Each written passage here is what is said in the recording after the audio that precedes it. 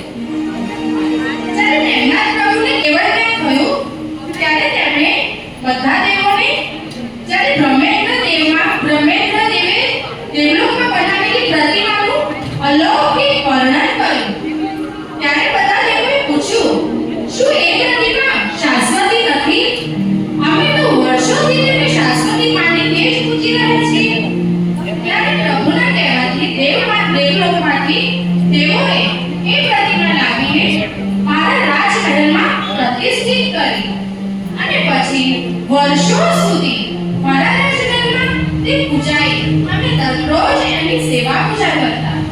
પરંતુ આ વેપારી ઋષિના આક્રોશથી જેને તેને શ્રાપ આપ્યો, મારી દ્વારિકા નગરી પડીને પાણીમાં ડૂબી ગઈ.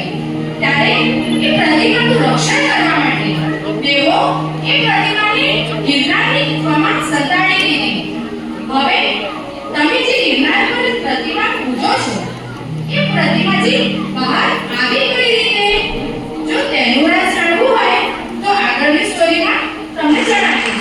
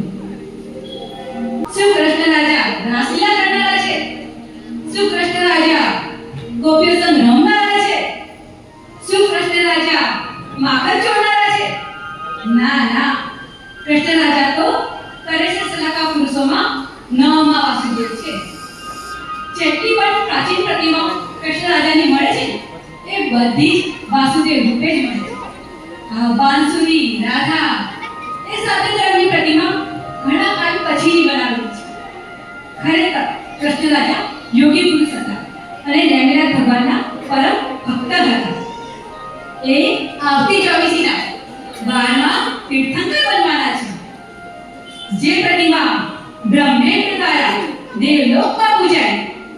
જે પ્રતિમા દ્વારિકા નગરીમાં કૃષ્ણ રાજા દ્વારા પૂજાય, જે પ્રતિમા દેવો દ્વારા ગુફામાં સંતાડાય, એ પ્રતિમા પાછી આપણને કેવી રીતે મળી? એ ઇતિહાસ. નવીના ભગવાનના 2000 વર્ષ પછી એક એવી ઘટના ઘટી કે એ પ્રતિમા આપણને મળી. કેવી રીતે ઇતિહાસ જાણવું છે ને? તો ચલો આગળના દ્રશ્યમાં.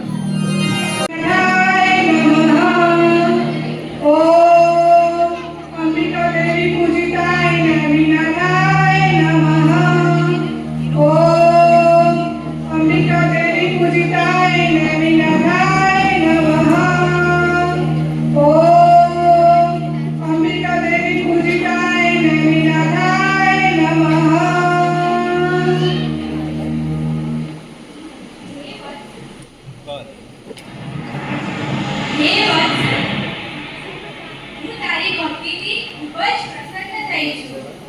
એક દિવસ નહીં, 2 દિવસ નહીં, 3 દિવસ નહીં, પરંતુ પૂરા 30 દિવસ તે આહાર પાણીનો ત્યાગ કરીને નેમિનાથ દાદાની ભક્તિ કરી છે. બોલ વત્સ, તારે શું જોઈએ છે?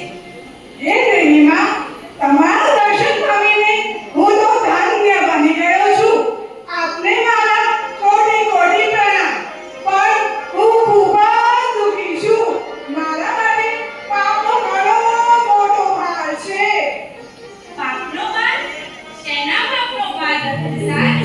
હે દેવીમાં, પુણ્યથી કમાયેલી ધન સંપદાને પુણ્યના કારણે વાપરવાનું એવો જ મારો નિયમ હતો. પણ એવા નિયમથી મેં ઘણા બધા પુણ્યના કાઢે વાળ્યા. એટલે અહીં ગિરનારમાં વિશાળ સંઘ લઈને આવ્યો છું. પણ નેમિનાથ ભગવાનને જળ અભિષેક કરવા બધા યાત્રાળુ એટલા કેટલા બની ગયા હતા કે સતત કૃષ્ણ કુંડમાંથી જળ લઈને અભિષેક કરી રહ્યા હતા. પૂજારીએ ઘણું બધું સમજાવ્યું. આ પ્રતિમા કાષ્ટની છે ને કાળીની છે. વધારે અભિષેકથી ને નીકળી જશે. પણ બધા નેમિનાથ ભગવાનની ભક્તિમાં એવા ડૂબી ગયા હતા કે કોઈને ધ્યાન જ નથી આપ્યું અને ખરેખર એક નીકળી ગયો. પ્રતિમા આદ્ર બની ગઈ અને બધા યાત્રાળુઓને હું અહીંયા લઈને આવ્યો છું એટલે બધો પાપ મારા જ માથે નહીં. એ દેવીમાં મને આ પાપના ભારથી મુક્ત કરો. તો એમાં શું થઈ ગયું? પ્રતિમાને ફરીથી નવો લેપ કરાવીએ? હે દેવીમાં, પણ મારે જે બીજો કોઈ સંપત્તિ જ્યારે સંકળાઈને આવશે ત્યારે પાછો વધારે અભિષેકથી પ્રતિમા આદર બનશે અને એના માટે પણ પાપનો ભાર ચડશે. એના માટે કૃપા કરી મને કોઈ અભાવ પ્રતિમા આપો. માં અંબિકા દેવી પાછા અગ્રસર થઈ ગયા. કેમ અગ્રસર થઈ ગયા? તમે લોકો કંઈક લોચો તો નહીં કરો ને કે તમારાથી રૂષ્ટ થઈને દેવી અગ્રસર થઈ ગયા? જ્યારે દેવીમાં પધાર્યા હતા તો તમે બધાએ હાથ જોડીને પ્રણામ કર્યા હતા? ભૂલી ગયા?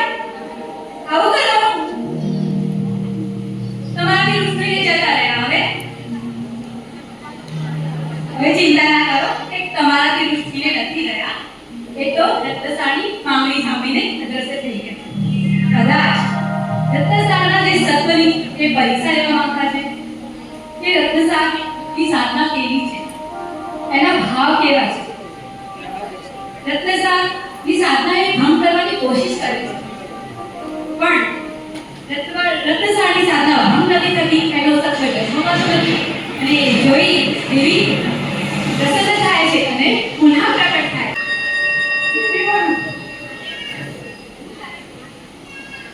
એ વખત હું તારા સત્વથી ખરેખર ખૂબ જ પ્રસન્ન થઈ છું. ચાલ મારી પાછળ પાછળ આવ અને રસ્તામાં ક્યાંય આજુબાજુ જોતો નહીં. ચલો. અંબિકા દેવી રત્નસારને ગિરનારની એક ગુપ્ત ગુફામાં લઈ જાય છે અને ત્યાં જુદા જુદા દેવોએ બનાવેલી જુદી જુદી રત્ન અને માણેકની એવી અલૌકિક પ્રતિમા બનાવીને કહે છે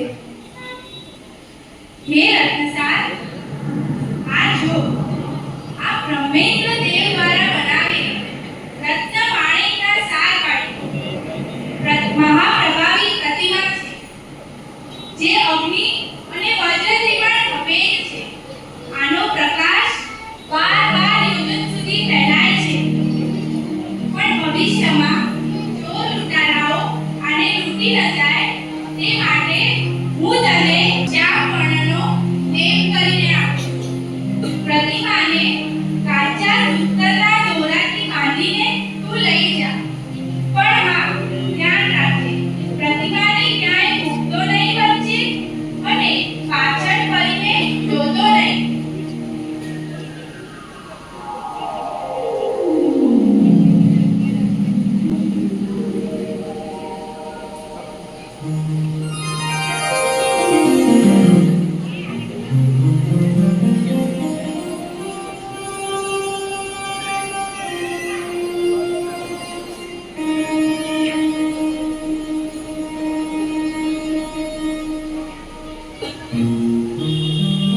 અંબિકા દેવીના કહ્યા પ્રમાણે રત્નસા કાચા સૂતરથી પ્રતિમાને બાંધે છે અને લઈ જાય છે. એ જરાય પાછળ જોતો નથી અને જ્યારે એ લઈ જાય છે ત્યારે એ પ્રતિમા એકદમ લોહની જેવી હલકી હોય છે. અને જ્યારે એ દેરાસરમાં પહોંચે છે ત્યારે ગભારાને નજીક આવતા તે વિચારે છે કે અરે તે જૂની જગ્યા છે, એને પહેલા સાફ સૂફ તો કરી લઉં. અને એવું વિચારીને એ પ્રતિમાજીને ત્યાં જ મૂકી દે છે. એને અંદર જઈને એ જગ્યાને સાફ સૂફ કરે છે. જગ્યાને સાફ સૂફ કરીને પાછો એ બહાર ત્યારે પ્રતિમાને લેવા આવે છે અને પ્રતિમાને જેવી રીતે ઉપાડે છે. અરે આ પ્રતિમા તો કરોડો માનવથી પણ ના હલાય એવી મેલું પર્વતની છે, ભારે થઈ ગઈ છે. હવે શું? હવે રત્નસર શું કરશે? એ તો ગહન ચિંતામાં ડૂબી જાય અને પુનઃ અંબિકા દેવીના ધ્યાનમાં બેસી જાય. ઓમ અંબિકા દેવી પૂજિતાય નૈમિનાથાય નમઃ. ઓમ અંબિકા દેવી પૂજિતાય નૈમિનાથાય નમઃ. ઓમ અંબિકા દેવી પૂજિતાય નૈમિનાથાય નમઃ. બસ, હવે શું થયું? હે દેવીના, આ પ્રતિમા તો હતી જ નહીં. હું એને મંદિરમાં કેવી રીતે લઈ જાઉં? કૃપા કરી સહાય કરો. હવે કશું થાય એમ નથી.